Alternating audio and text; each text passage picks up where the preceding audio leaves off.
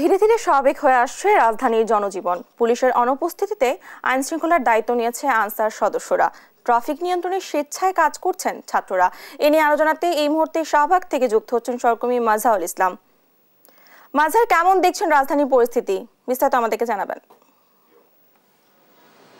জি, আপনাকে ধন্যবাদ। আপনি যেমনটা বলছিলেন যে রাজধানীর অবস্থা কিন্তু আস্তে আস্তে স্বাভাবিক হতে শুরু করেছে। আপনি জানেন যে গত 5 তারিখের পর থেকে ছাত্র আন্দোলনের পরে শেখ হাসিনা সরকারের পদত্যাগের পরে দেশে যে একটা অস্বাভাবিক অবস্থা তৈরি হয়েছিল সেটি কিন্তু আস্তে আস্তে স্বাভাবিক হতে শুরু করেছে এবং রাজধানীর শাহবাগের এখনকার যে অবস্থা এবং গতকালকের যে অবস্থা একটু হলেও ভিন্ন ছিল।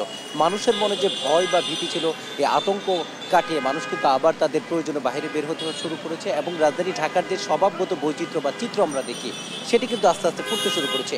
এর আগে আপনাকে বলেছিলাম যে রাজধানীর বিভিন্ন অঞ্চলে আমরা কিন্তু মানুষকে বের হতে দেখেছি এবং দোকানপাট খুলতে দেখেছি এবং শাহবাগের অবস্থাটাও তার ব্যতিক্রম নয়। এখানে মানুষ দেখছি, গাড়ি ঘোড়া দেখছি এবং শাহবাগের স্বভাবগত যে চিত্র থাকে সেটি কিন্তু একটা দেখতে পাচ্ছি।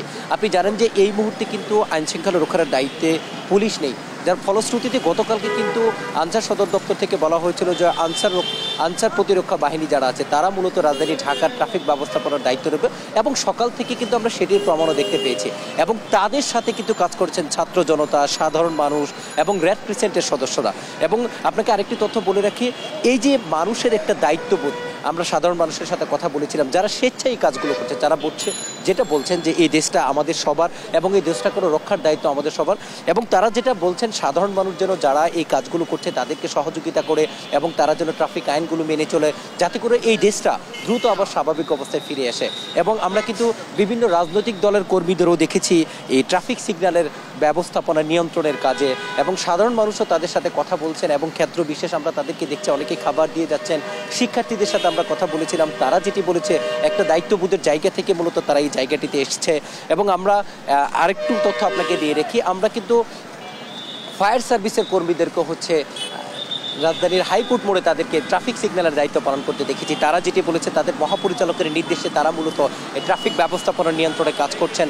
এবং আমরা এই যে অবস্থা দেখছি, সাধারণ মানুষ যেভাবে এগিয়ে আসছে তাদেরকে ছাত্রদের সহযোগিতা করতে, একই সাথে এই পরিবেশটাকে স্বাভাবিক করতে, সেই চিত্র কিন্তু আমরা দেখছি এবং সকাল থেকে দেখছিলাম।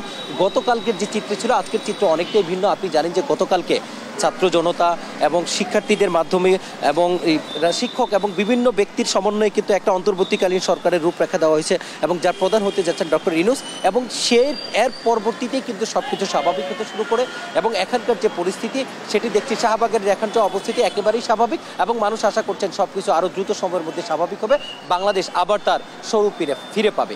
এই ছিল মূলত রাজধানীর শাহবাগ থেকে আমার কাছে সর্বশেষ তথ্য। মাজহার, ধন্যবাদ আপনাকে।